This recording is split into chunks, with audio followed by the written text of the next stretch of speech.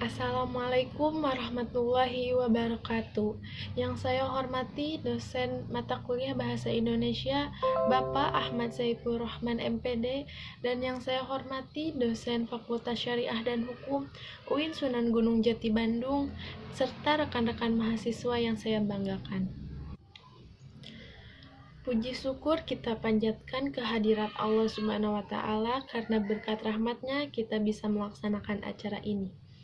Sholawat serta salam semoga tercurahkan kepada Nabi besar Muhammad SAW.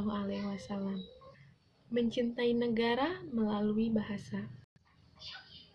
Seperti yang kita ketahui, di Indonesia sendiri masyarakatnya menggunakan bahasa Indonesia.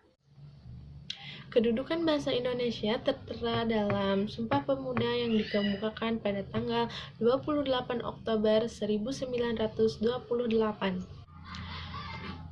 Isi dari Sumpah Pemuda menjelaskan dan menegaskan bahwa bahasa Indonesia merupakan bahasa persatuan bangsa Indonesia.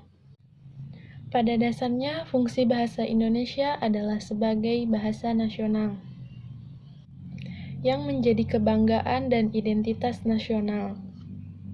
Fungsi bahasa Indonesia lainnya adalah sebagai alat pemersatu rakyat di Indonesia yang memiliki latar belakang budaya, sosial, dan beraneka macam bahasa.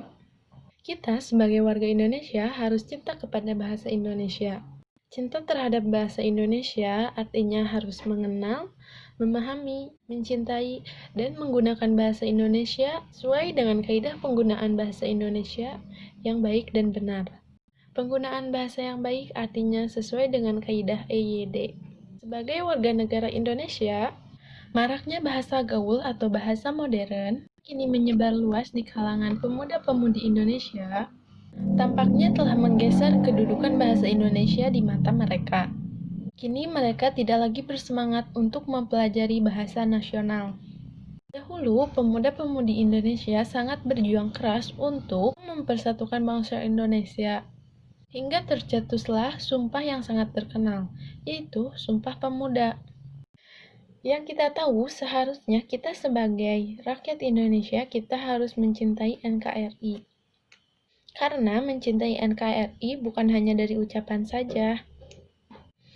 Membuktikan bahwa kita mencintai NKRI salah satunya yaitu dengan cara bertutur kata dengan yang baik dan sopan.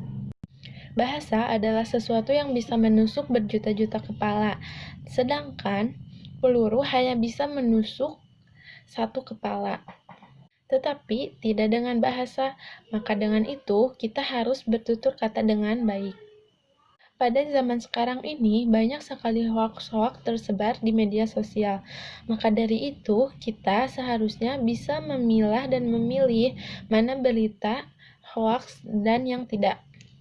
Jadi kita mencintai negara Indonesia itu dengan cara bertutur kata yang baik dan sopan, dan kita harus bisa memilah dan memilih berita yang tersebar di media sosial, karena pada zaman sekarang ini banyak sekali berita-berita hoaks tersebar di media sosial, dan pada zaman sekarang ini banyak sekali propaganda-propaganda.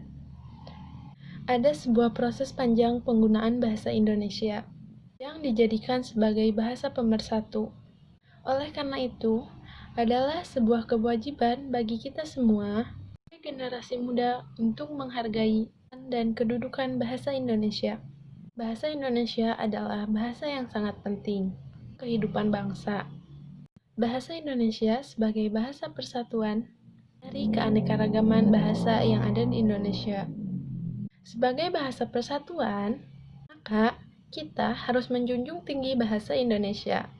Siapa yang merendahkan, maka dia menghina bangsanya sendiri. Mungkin tidak banyak yang dapat saya sampaikan pada kesempatan ini.